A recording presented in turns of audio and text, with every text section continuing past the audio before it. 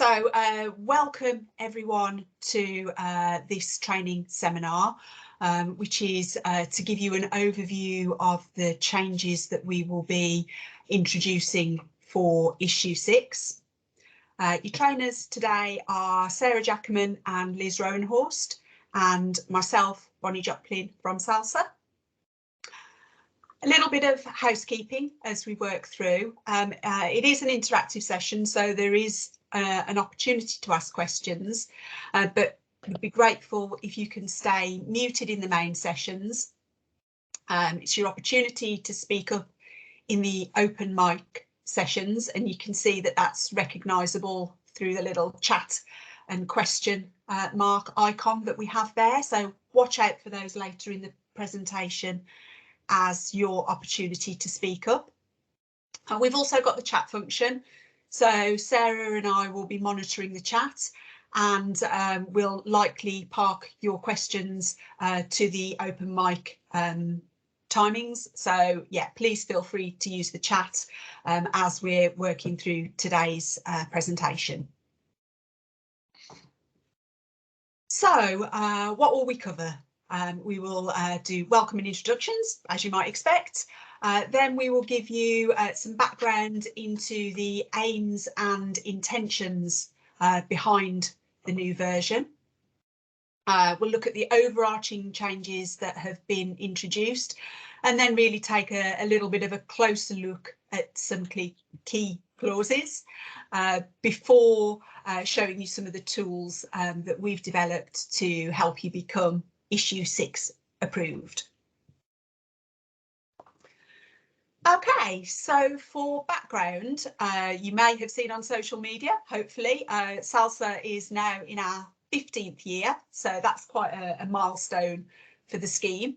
We're at over 2,000 members and we've conducted over 15,000 audits. So I think it's fair to say that the scheme has really gone from success to success in 15 years. And it's right that the standards should keep pace and should develop as we have. So in terms of the SALSA standard, it was developed initially and still intends to be somewhere between legal requirements and BRCGS or higher level food safety certification requirements, where those higher level schemes may be seen as a step too far. Really, SALSA is about being appropriate and proportional to the size of smaller businesses and the scale of activities that are happening on site. The standard, as you might expect, is written by food safety professionals. So that's our technical advisory committee. So that's representing various stakeholders in the industry, and we've got a slide about that later on. And the slide, the standard, sorry, is encompassing 4 sections. So that's prerequisite controls, HACCP, management systems and documentation, and premises. And whilst there is some change to the structure of the standard, it's still really homing in on those 4 key sections and those 4 key areas of food safety management.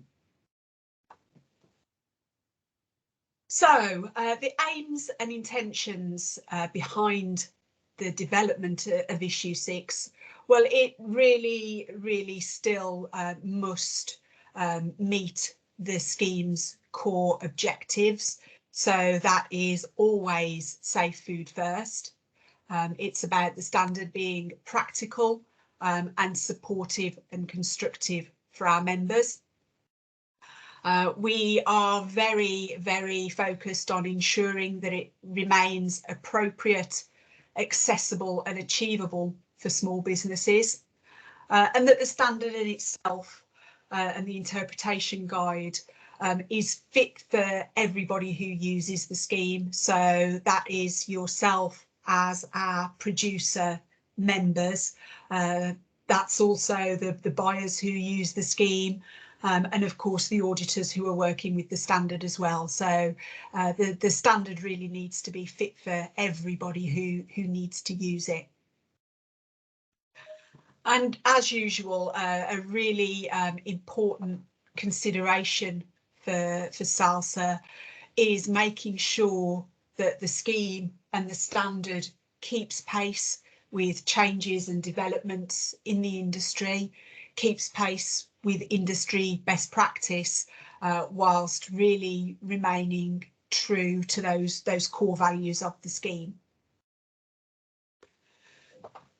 So in the development of issue 6, I think that it's fair to say that as soon as we launched issue 5, you know, it's always an ongoing process for us in terms of developing the standard. So we've been working on it for a very long time, but we really picked up pace in March and April, where the standard itself and the interpretation guide really was sort of signed off, went for a full review by our technical advisory committee and key stakeholders. So there's a list, you can see the icons there for some of the contributing organisations and businesses. That's not limited to those organisations, but these are really the key partners through the technical advisory committee and key stakeholders who've reviewed and endorse the standard issue 6 that you'll learn more about today. A really key part of this was primary authority assurance. So we have always been confident of the SALSA standards legal standing, but by working with Cornwall Council through our primary authority, that just means that they have done a really detailed review of issue 5 and issue 6 and have given their endorsement in terms of legal standing of the standard. So, having developed the core food and drink standard for issue 6, it was then important that we aligned all of the other standards and the bolt-on modules. So that's plus beer, plus cheese, the new plus ice cream standard, and a little later on in the year, the brokers storage and distribution standard. A couple of key things to pull out for you there. So for the brewers who are listening in, those of you who do plus beer, you'll now be able to have a feed assurance audit combined with your plus beer audit. So that's something new this year. Plus ice cream is a new standard. So that's new sector specific guidance for the ice cream industry in association with the Ice Cream Alliance. For those businesses who are supplying into public procurement channels, who would have normally done so through STS, the STS module has now been incorporated into the main standard and will need to be need to have a desktop review by Micron 2. So that's really good news that for public procurement, for those people who were previously doing the STS bolt-on, you can now continue that and have that signed off by Micron 2 instead. So as a really top level, the overarching changes that we introduced followed 3 key pillars. And I'll now hand over to Sarah Jackman, our lead on the standard working group, to talk in more detail about the changes that we've brought in. Thank you, Sarah. Okay, thank you, Bonnie. Right, good morning, everyone. Hi, I'm Sarah Jackman. As Bonnie said, I've been sat on the standard working group now for 2 years. So my main job this spring has been to bring issue 6 to life, to coordinate all of the feedback and endorsements we've had from the partners that Bonnie shared earlier. This led us to the 3 key pillars of change with version 6, and we've put these into sort of three pillars, as we say. So food safety culture is the main significant change that you'll see to the standard, and I'll pick up on that in a bit more detail in a few slides' time. The second big change is Codex alignment. So as you've seen, Codex republished the back end of last year. So we felt it was right that the HACCP section within SALSA aligned with that, kept pace with their GMP standards, and also just picking up as well on allergen management. As we know, this is a key focus for industry, for production, processing, GHP standards, but also labelling. And we've also sadly seen some quite significant recalls lately. So we just felt it was right that SALSA picked up on those changes, and I'll run through the new clauses that you have there for allergen change. So just taking a step back into the more grammatical structural changes that we've put into version 6. What you'll sometimes see as you go through the standard is some of the clauses have been restructured. If anything, some of the clauses have been simplified in a slight way, and that wording, we've added a lot more emphasis into the guidance, which we now refer to as the interpretation guide. So some of the clauses have been what feels like simplified, but actually if you take your reading across into the guidance, you'll see it's just the same clause. We've just simplified the wording. As we got to version 6 of SALSA, we suddenly realised that we were in a bit of a jumble with a lot of the wording. We had lots of inconsistencies with shall, shoulds, musts, appropriates. So hopefully you'll see a nice simplification and a nice structured change as to where those words are used correctly. As I've mentioned, what was the guidance notes has now been deemed the interpretation guide. These have been fully reviewed, updated, and a lot more detail has been added into those. So hopefully you'll find those incredibly useful to get yourselves up and prepared, ready for your audits. The how do I demonstrate column has been given much greater focus. We now refer to this as how do I comply. So writing that from the simplest of SALSA businesses all the way up to the very complex, high risk, high care businesses. So hopefully that gives you a good structure as to what we're looking for. And the glossary has had an awful lot of work. I think it's now hitting 8 pages long. We're conscious that we're a bit used to our jargon, aren't we, in the food industry? We're all a bit bad for just using words, verification, validation, codex, GMP. These trip off the tongue for us in everyday language. But we're quite conscious that we were using these phrases, and probably the glossary wasn't really the document it should have been for us. So Liz has put a huge amount of work into the glossary. So hopefully you'll find that incredibly useful, particularly if you're a new startup with SALSA, or you're introducing SALSA or even the food industry to people for the first time. Next slide, please, Bonnie.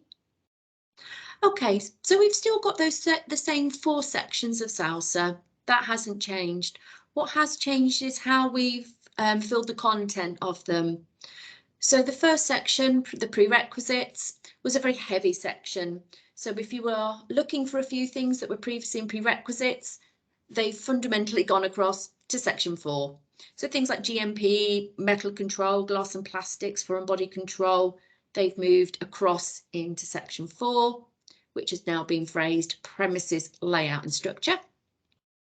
Section 2 just still sits as HACCP, but we've just added a little more there. There's codex referencing, and the main key change to the clauses there will be product description. Section 3, management systems and documentation. We've now just brought labelling and shelf life in there, so just to balance up section 3 a little bit more, and that's given that section a bit of a better flow and a bit of a better focus. And then, as I've said, section 4, premises, layout and structure. So the one thing you will see is that STS appendix doesn't exist now within the standard, and all those clauses have been dovetailed up into the main body of the standard. So the bits you would have been familiar there with extra focused on high risk, high care, temperature management and listeria controls, you'll now see those clauses adopted up into the main body of the standard, if that's applicable to that business and that manufacturing process. OK, so I think the next slide is a bit of a chat slide. So at this point, we'll take calls. I can't quite see the chat button So if you either want to come off mute or type a question on the chat, we'll just take a breather here to pick up any questions you may have. Nothing on the chat, Sarah. Okay. Okay. So assuming that everybody is happy. Happy. Okay, we'll take regular little breaks every sort of 2 or 3 slides. We'll take little breaks for chats. So if I'm not hearing anything, I'll keep going. Hello, my end says that chat is muted on this meeting. Oh. Okay, not sure how we've managed that. I'm not sure either. That's anyone. If you have any questions, Karen, if you want to shout out. Are you going to go through how exactly what changes have been made so that we can make any changes to our documentation? I'm going to be doing it in quite broad sweeps. I'm conscious of the fact that we've only scheduled this in for an hour. So I will be giving you what we refer to as the headlines. There's a really useful document, which is the change document. I think that's in a slide or two, isn't it, Bonnie? That's nearer the end. Yes. That's the more useful document, and it will tell you whether it's been a numbering change, a significant change, or a minor change. So that's the document I would point you to. But just in this 1 hour session, I'm just going to hit the headlines. Thanks, Karen. Thank you. Okay, if everyone's all right, I'll keep going then, and I'll take a break when I've got to the end of this next topic. Okay, so food safety culture. We sat and thought, and we drank a lot of coffee, and we thought about this, and then we thought about it a bit more. How did we want to bring this into SALSA? How did we want to bring this in correctly, appropriately, but also making it still SALSA? So this was probably our biggest sort of ponderer, shall we say, for bringing it in. So it's been brought in a lovely, soft, careful SALSA way. You won't see this as a clause. This isn't a specific clause. This isn't a ticker box as we go through the audit. This is being brought through more as a general feel, a general overview. So if you look at page 2 on the SALSA Standard and page 2 on the interpretation guide, you'll see this given a lot more detail. So what we're after, as Bonnie says, the fundamental principles of SALSA is producing safe food. Safe food sells is always our sort of hashtag. So we thought this came through with these 6 key statements, and this is what we'll be looking through as we sort of start planning the audit, coming to do the audit, whether we're mentoring sites, working with them, whether that's first party, second party, third party. So these are what we're trying to encompass within SALSA businesses. So for some food businesses, this comes very naturally. For some people that have moved across into the food industry from previous industries or, previous life in other parts of manufacturing, this is what we're after. And it's these 6 key statements that we're kind of aftering. I don't really like the phrase mission statement. It always feels a bit American to me. But this is essentially our mission statement, but without calling it that. So what we're after is that as an auditor, as a second party approver or a third party approver using the SALSA scheme, this is what we're after. We're after that leadership, whether there's somebody, husband and wife team, sometimes just making products together, or we're at the other end of our, SME type businesses with anything up to the 50 employees. We're looking for good leadership. We're after good engagement, that safe food is produced 5 days of the year. That there's a good clear communication, understanding of where people fit within the business, what their roles are, and what their interactions are. We're also after that food safety management system, just making sure everything is up to date and done in a very integral way, verifying that everything is done consistently. If we've got day shifts, night shifts, that there's an absolute consistency what we do, and that's clearly documented. And by documented, we're very used to seeing digital systems these days, but everything's done very clearly, concisely. As much as the business allows us to, we're looking for continual improvement. And we do fully appreciate that within SALSA businesses, that isn't always the easiest thing. If you're, for example, an egg packer, just putting, grading and packing eggs into a cardboard box, continual improvement may be quite difficult to challenge there. But if you're a high-risk business making sandwiches, cooked meats, cheeses, quiches, we're looking that you really have got a finger on the pulse in what's going on in terms of science, technology and industry best practice. And then finally, we're looking there at availability of sufficient resources. That we appreciate some businesses are constrained at the moment, but obviously within that there's everything that you do to produce safe and hygienic foods within your business. So the next question that naturally falls from that is, okay, so what's the auditor looking for? Okay, we're not going to have a tick list in front of us for food safety culture. So please don't think we're moving down those sort of BRCGS kind of standards. There isn't a tick list. It's a lovely general feel as to what we get as auditors or as mentors. And that very much starts with the minute we pick up the phone to book up the audit. Was it well planned? Was it well prepared? Was it easy to book this one in? The key document that drives the food safety culture from us in terms of the SALSA audit is going to be that self-assessment checklist. Long gone are the days of presenting that to us as a tick box exercise. That won't win you any favours these days in a SALSA audit. We're looking for you guys to do a really nice, thorough self-assessment, really dig into the corners of your business and really add a bit of detail to that self-assessment checklist. We're looking that key staff and management are present for the audit. Obviously, we appreciate you're still manufacturing, but we're looking for that engagement and that presence from you. Does the lead management understand what safe food is? Hopefully they do, if you've had a background in the food industry, but if you're quite new to the business, have you really sort of got to grips with what we mean by safe food? Has the audit been quite well prepared? Are all the documents and records organised? Are they to hand, whether that's in a digital form or in a paper form? Or, is it all in a bit of a jumble and a bit of a muddle? So hopefully that the audit's quite efficient for us to go through. That food safety is understood and well communicated, whether that's just routine briefings, official training courses, or just sort of how you manage and run your business. Is there a keenness within the business that if you want to learn and improve, impress your knowledge, new product development, how you take that forward, how you get stuck into that and make sure that your products are safe whilst pushing new product development forwards?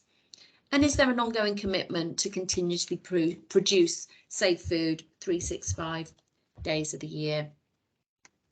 So I think our next slide again is a stop for a chat and a questions. So any questions, any thoughts at that point? Not picking anything up on the chat there, Sarah. They're a quiet group today. They are quiet. Okay. Right. I will keep going then. Okay. So now the next slide. Oh, is that a chat? Is that a chat button there, Liz? Liz, sorry. Yes, do. We have a question from David. Is there a self-assessment document for version 6? Yes, there is, David, and we will cover that in a few slides' time. Thank you. Yes, thank you. Yes, that document has been restructured. So hopefully provides a much more useful document for you to fill in. Okay, I will move on then. Thank you, Bonnie. Okay, so what we're going to do now is just, as I said earlier, I'm just going to hit the headlines. I'm conscious of the clock rolling forwards here. So I'm just going to take these section by section. And as I said earlier, the key document here is the change review document for you that gives you the detail of whether it's been a renumber, a minor clause change, a significant clause change. Okay, so 1.2 previously broke itself down into 7 clauses. That's literally just been chunked all together and put into 1.2. So it hasn't really been changed, just simplified down so you can just write one structured document for your personal hygiene rules and regulations. 1.3 cleaning has had a bit of an enhancement there. We talked earlier about codex alignment, so cleaning, hygiene, housekeeping.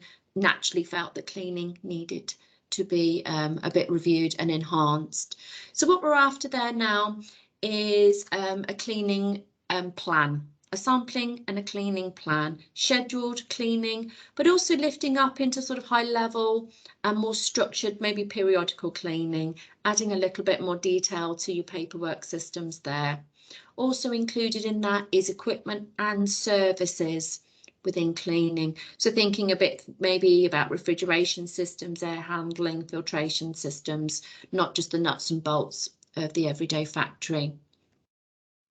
The phrases like effectiveness and verification of cleaning have been introduced there. And again, a bit more detail on high risk, high care businesses added into 1.3. 1.4 has had quite a bit of an overhaul. It's now referred to as Allergen Management, and I'll pick up on those new 4 subclauses in a slide or two's time. So 161 has been given a little bit more of a detailed look. It used to be just supplier approval, but it's now suppliers and raw materials. We're picking up a little bit more detail there, obviously with industry. We've seen quite a bit more sort of issues and threats from food fraud, food safety, vulnerability, substitution. So we're looking for our SALSA members now to have a little bit more detail about where the food's ingredients, raw materials, packaging, etc., where they're coming from. Do you know where they're coming from? Are you buying them, you know, through a broker, or are you buying them directly, or is it wholesalers? But still allowing for the fact that some people do pick up the odd items from local supermarkets. So keeping that clause quite generously worded, but we are looking for a bit more of a risk assessment and a detail now as to where raw materials are coming from. And within that section 1.6, so food fraud, fundamentally that clause hasn't changed within SALSA, but we've just reworded it, given greater clarity to it, as we feel the way the food industry is at the minute, you know, we're at great risk of food fraud, vulnerabilities, substitutions. So we're just looking for people to add just a little bit more clarity within their risk assessments. And the next slide, please, Bonnie.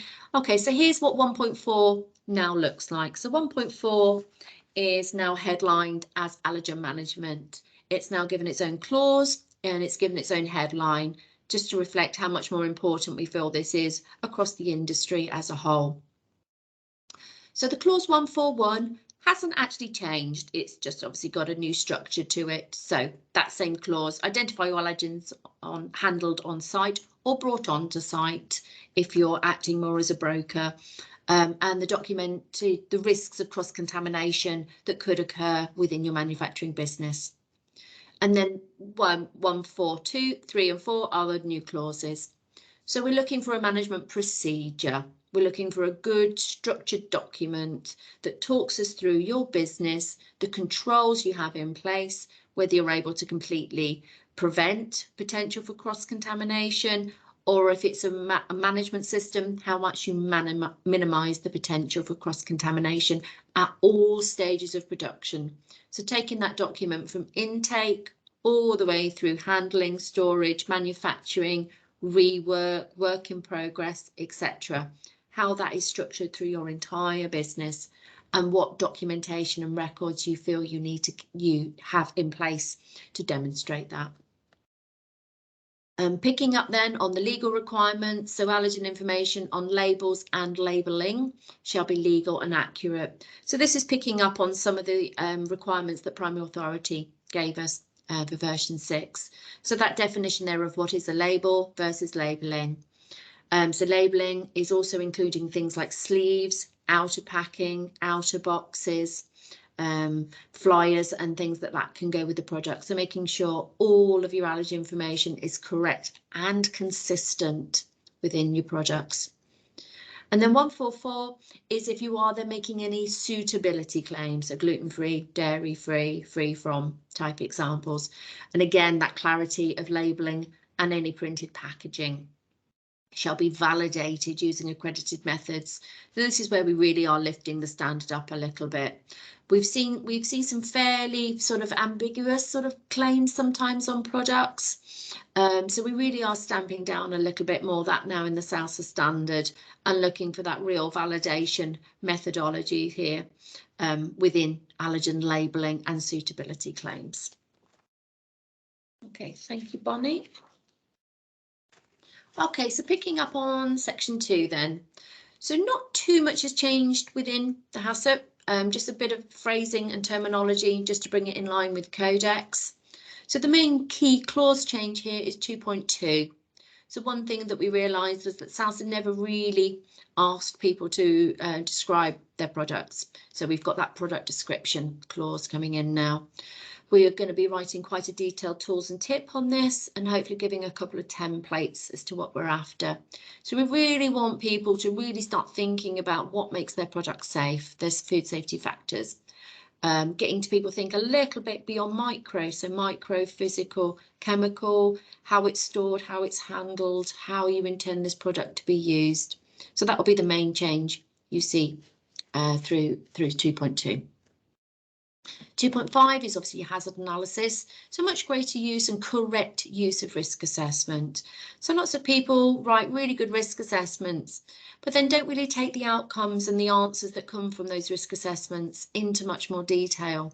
So really looking for a thoughtful use of likelihood, severity, and then what the outcome of that leads to. And then just the other minor tweak then on 2.9 is, again, this is just in the interpretation guide, not so much in the clause, but where you've defined a CCP critical limit, just add a bit of justification to that. And what we mean by that is if there's a bit of science, a bit of legislation, a bit of industry best practice, add that into your HACCP study.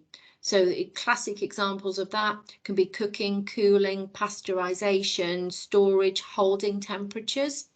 If that's directly been lifted from legislation, then say so. If there's a filtration and that's industry best practice, just add that bit of definition into the sharpness then of the critical limits that you've come up with. What we sometimes see with SALSAs is we sometimes see people being a bit enthusiastic with some of these CCPs that they add into their HACCPs. And these aren't your classic sort of food safety critical limits. So just by adding this in, it will hopefully give people a bit of a brakes on the system and think, is that actually a CCP? If there's a nice crisp bit of science that sits behind that CCP, great, document that and carry on forward. If you're struggling to find any science, reasoning or reckoning behind that critical limit, then the hope here is that people maybe will go back into that risk assessment and maybe just have a think about whether that is actually a true CCP. Okay, thank you, Bonnie. Next slide. Okay, so section 3, management systems and documentation.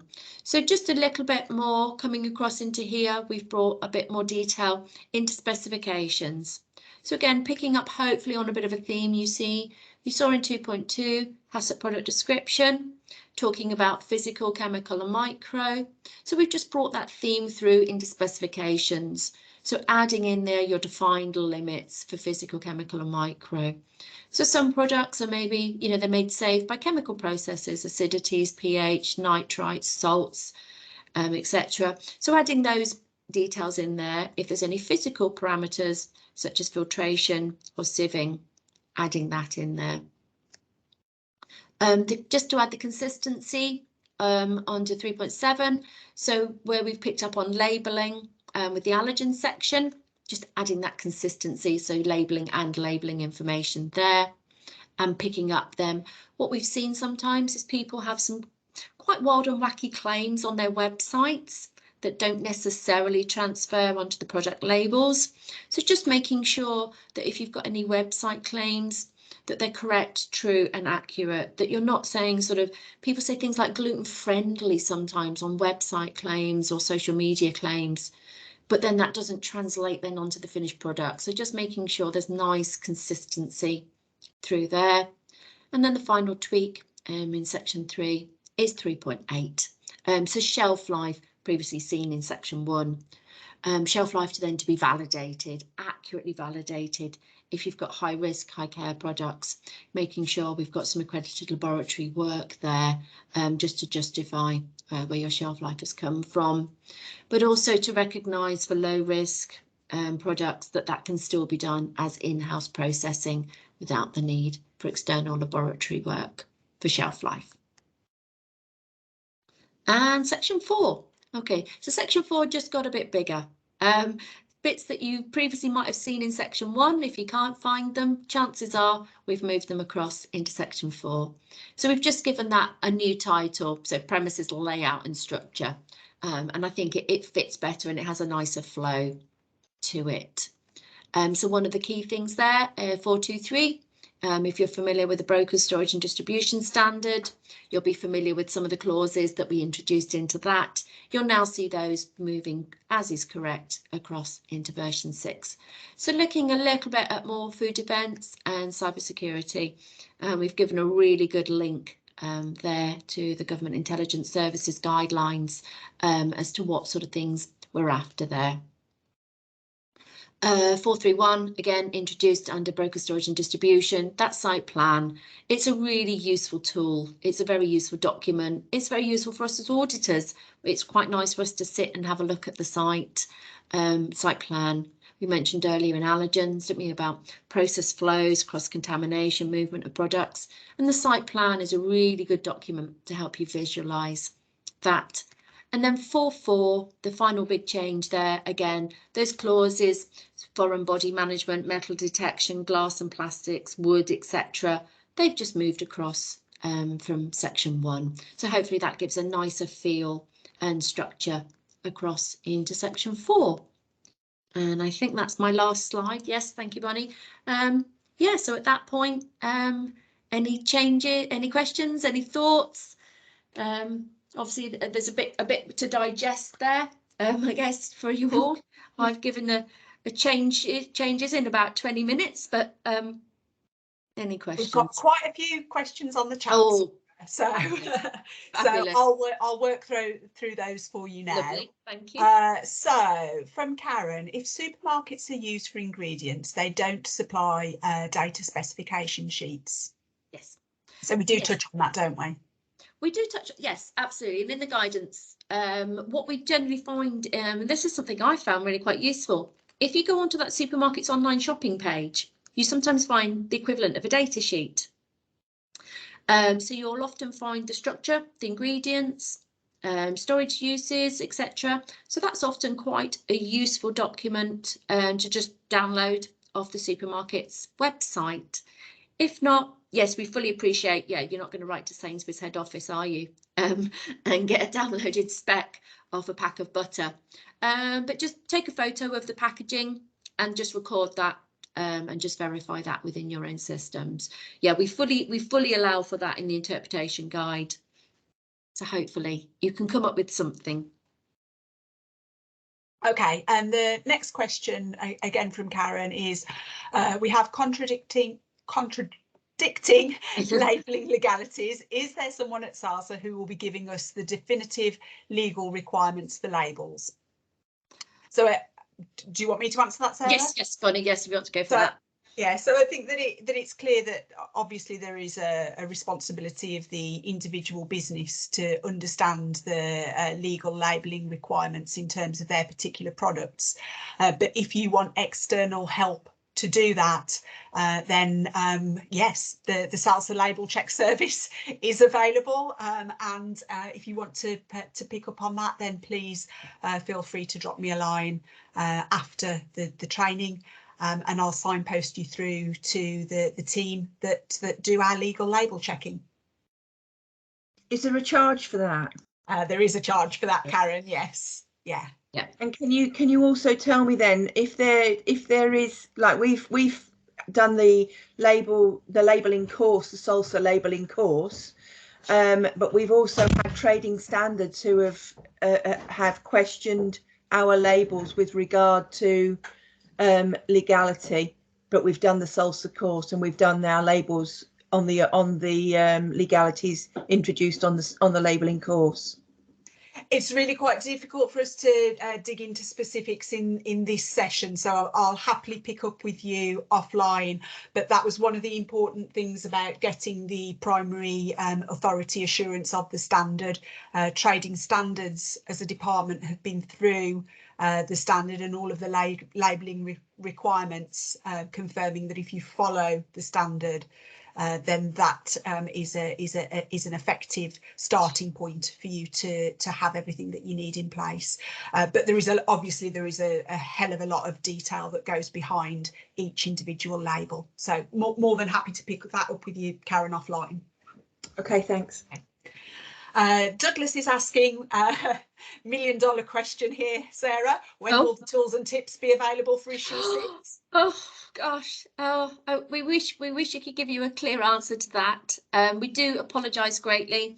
It's all the SALSA Auditor members who are trying to type these and get these put together after hours. We've hit the priority list. They've been prioritised, so the key ones will hopefully be out. Oh, I don't know, Bonnie, what do we say in the next month? So it will be an ongoing project. I think it's fair to say. For those of you who know the SALSA website, you'll know it's a little bit clunky. So we've got a little bit of work to do in terms of the website in making them available. What I will say is that a lot of them are transferable. So there isn't really terribly much in terms of new tools and tips guidance. So I would suggest that you continue to refer to the existing set, which is, it's a comprehensive library, and we'll be getting the new ones up on the website just as soon as possible. Helen is asking, will we have a copy of this presentation? So the short answer to that is yes. After we've finished here, in due course, we'll send you a full pack that gives you all of the relevant documentation associated with issue 6. And then Gillian is asking about the government guidance. I think that this is in relation to cybersecurity. Yes. That is clearly linked in the interpretation guide. It is. So yes.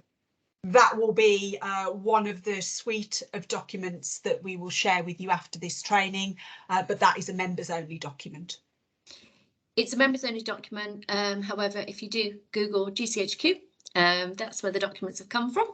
So we take them on very good authority. There's a really useful little sort of checklist that goes with it, and that's what we've linked across there. So hopefully that will give you a really good heads up and guidance if that's a subject that's quite new to you. Data security is obviously deemed to be one of the biggest threats currently to the food industry. We know, we've seen it in everyday life. We've seen the NHS literally brought to its knees. Not with COVID, and with that data breach the other year. The idea behind these hackers and this malware is just to be disruptive. I can name you 5 different food businesses that have had malware attacks, just looking to just cause disruption. So we hopefully people will take this seriously and just have a little look at their IT and data security systems. But that GCHQ document will give you the best guide that we found in the most usable, readable format that doesn't blow your brains. And then we have a great question from David that I will pick up on. The question is, can a non-conformance be raised against food safety culture if an auditor finds insufficient evidence with it not being a clause? So great question. There is not a clause specifically for food safety culture, but the values that Sarah explained to you will be assessed throughout the audit. And then there are particular clauses that would be more relevant. So, for instance, training, is the site clean when they arrive? Has that internal audit document been completed properly?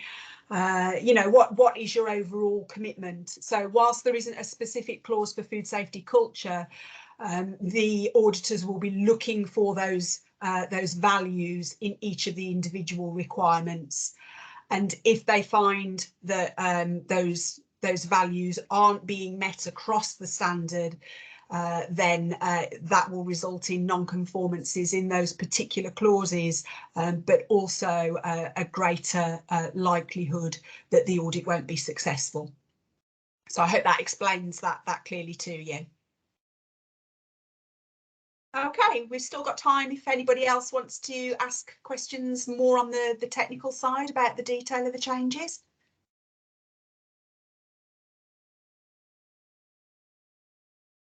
No, I'll take that silence. Oh, Okay. okay. Lovely. Is there? Karen asks, is there a list of the standards that have moved? Karen, do you mean the requirements? Is there a list of the requirements that have moved? So yeah, so I'll cover that in the coming slides. Yes, there most definitely is. So yeah, I'll be sharing that with you. Yeah, just now. Okay, thanks, Bonnie. I'll mute down now. Thanks, Sarah.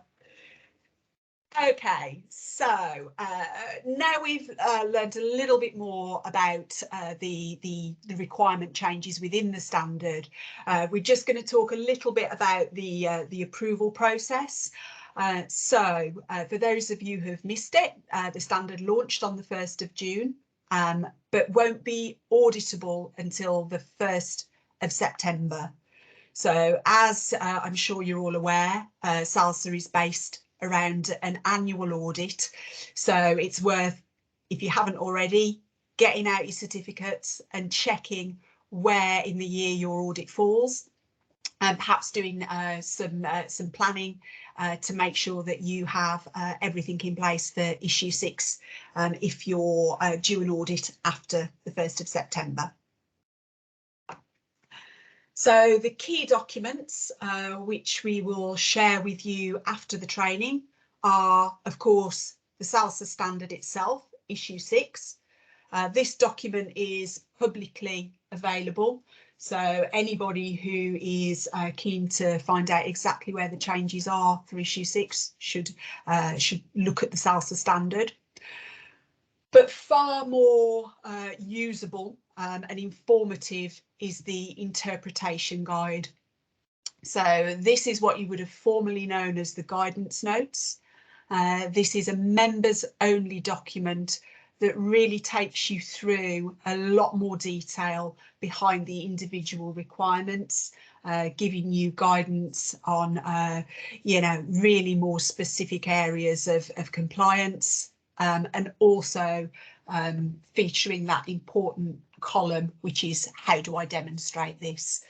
So for members, I would certainly say the SALSA Standard is a top line, but it's the interpretation guide that you really need to be digging into. We have created a summary of change document, which I will talk about in the next slide. As we mentioned earlier, there's the self-assessment checklist, and we'll dig into that in a couple of slides' time, and the glossary. So this is just an overview of the summary of change document. And you can see that there is a key to understanding the changes that we have that we've brought about. So that key includes no change, where there is either no change or there is just that subtle rewording that's taken place. But fundamentally, no change means that the current practices and documents that you have still apply. We've indicated where there is a renumbering, understanding that you may need to amend some of your forms and procedures to reflect the new numbering. We've indicated where there is a minor change. So I mean, as it explains, there is change, but it's not fundamental, and you just need to have a general awareness of the differences. But really drawing your attention here to substantial change, which shows that you're probably going to need to amend your existing documents, write new procedures, forms, develop new records, and that you should read the interpretation guide really carefully, and refer to the document, to the glossary and the tools and tips to implement this in your businesses. So this key is related to the SALSA Standard. You can see the excerpt that we've put there for section 1.1, training and supervision, but this key follows the document in its entirety, and that's for the core standard, for the cheese standard and for the beer standard. So make sure you get the relevant copy there. So looking at that 1.1.1, you can see that there is a minor change and we've reworded. Clause 1.1.2, you can see we have no change to that clause at all. 1.1.3 is a minor change, and then no change to 1.1.4. So follow this document throughout and it will tell you exactly what has changed and where. We mentioned that the self-assessment checklist has changed. And really, we wanted to make this a far more usable and relevant document to you. You'll see that in the values in terms of food safety culture, there is an expectation that you will have a plan for ensuring food is safe. And we really see that this self-assessment checklist will be your plan. So really, really critical that this is more than a tick box exercise, and that you're really using the form to look at what you're currently doing, to think about what else you might do, where the improvement might be, and then just to indicate who would be responsible for that, and have a bit of a plan for who and when the work or the improvements will be made. As Sarah mentioned, the Glossary of Terms has really been updated and enhanced. So it's a really, really useful document, and we really hope that it will be something of a jargon buster, so that particularly for those newer businesses who don't necessarily have a background in food manufacture, that it really should be a one-stop tool for you to use, not for just in terms of the SALSA Standard and in your conversations with your auditor and in your conversations with SALSA, but also for you to use, you know, when you're out there talking to buyers, so that you can have a better understanding of the food safety, food industry language and terminology that's used. So for becoming issue 6 approved, just want to remind you of the support that is available. So assuming that you've gone through all of the documents yourself, there is mentoring that can be arranged. If you want a little bit of help, extra help implementing the additional requirements, helping with a gap analysis, making sure that you're audit ready, then have a look at the mentors directory on the SALSA website. You can search by product category and by location, so to find somebody local to you. Tools and tips, as said, they are all in place for issue 5, and the vast majority of them are transferable, subject to our website update and just finishing off the last few. Issue 6 tools and tips will all be uploaded very shortly. Just a reminder there that we run quite a comprehensive suite of training courses. So HACCP, food labelling, microbiology, these are all courses that we have programmed in until the end of the year, so check them out. Drawing attention to allergen management there, as this becomes a dedicated section, we will make sure that the training there is aligned to the requirements of the standard in terms of allergen management. And then finally, the helpline. So if you've got any questions about complying with the individual requirements, don't hesitate to give us a call. The certification team are there to answer your technical questions when it comes to the specific requirements of the SALSA Standard. So let's assume you've done this training, you've prepared, you've done your self-assessment, you're all ready for your audit to issue 6. What are the key things that will enable success with SALSA? So check your certificate, check your audit window and arrange your audit in good time. Use the self-assessment checklist to prepare. Have a look at your improvements from last year. Make sure that these have been followed up. Critically, it's important that you arrange an audit date when the right staff are on duty and that production is taking place. And that, as said right at the top, when it comes to the day of your audit, make sure that the documents are to hand, that the relevant documents are there and easy for you to pull out when the auditor asks you for them. I think as the audit comes to a close, really important to discuss the actions that have been raised to make sure that you understand what needs to be done.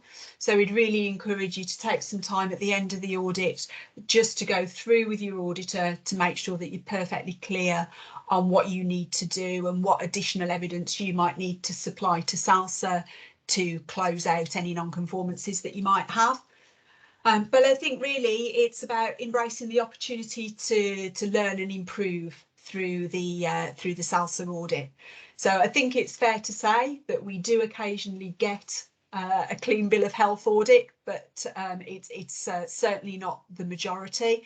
So, you know, we expect to be helping you with your continuous improvement, and we really hope that you take the opportunity to embrace the opportunity to learn and improve from the SALSA system. And then just a reminder here, so you finished your audit, just click on the link to get your action plan. It sounds obvious, but we really want you to understand sooner rather than later what you need to be doing to close out the actions that have been raised. If there's anything that you're not sure about on that action plan, always check back with the auditor or ask us. It will really make it a lot easier when it comes to planning and making sure that you know how best to make sure your actions get done. When it comes to collecting your evidence, get those new forms into action, train your staff, take photos, do a briefing, really send us all of the important evidence to close off those requirements in full. Labelling it really helps us.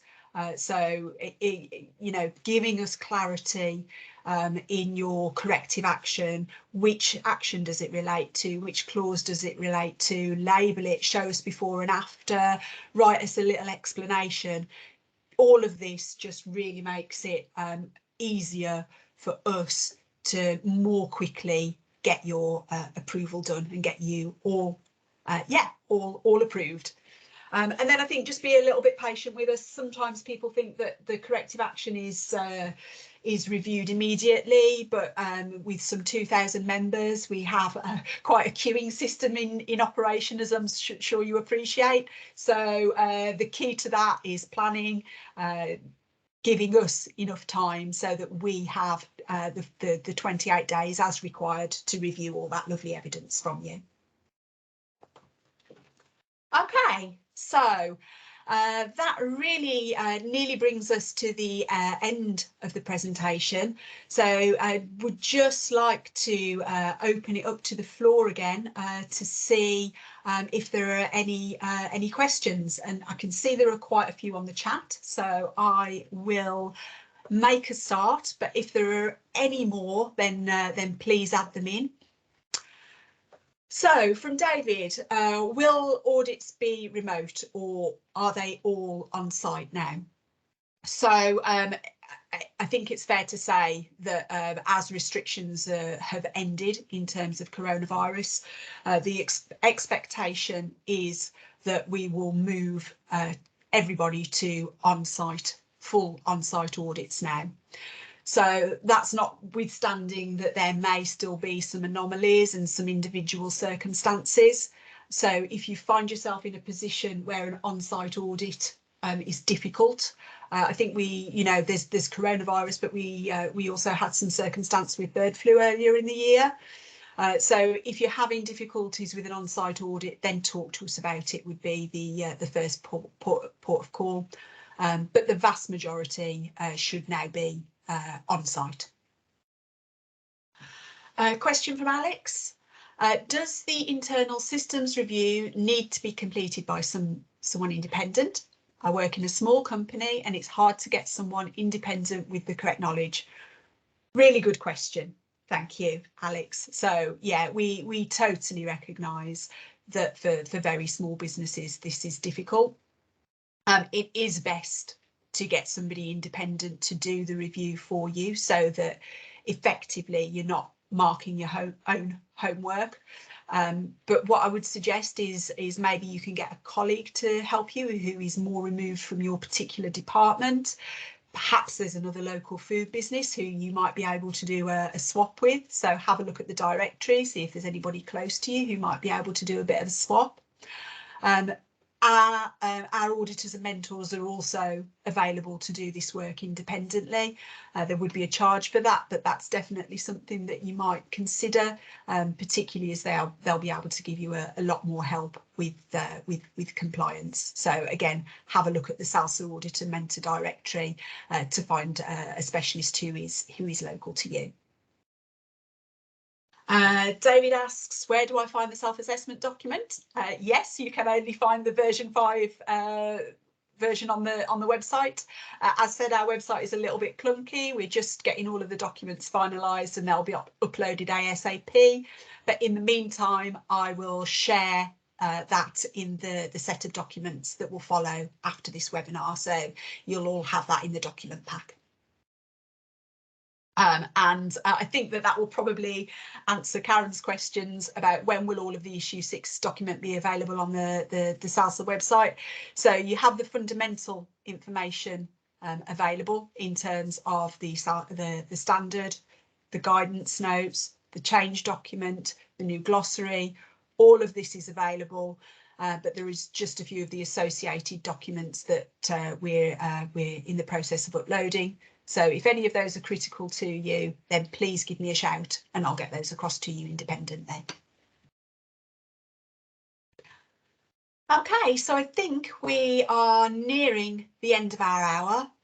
Are there any final questions?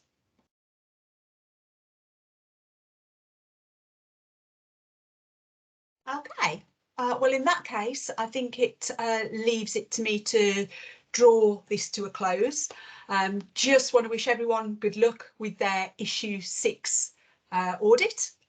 Remember, safe food sells. If you've got any good news stories, then please share them with us. Please follow us on social. It's a great resource for keeping you up to date for changes in the industry and with SALSA. And yeah, we love sharing your success. So good luck, everyone, and please keep in touch with any questions or to tell us about your news. Thanks for listening, everyone. Great. Thanks, everyone.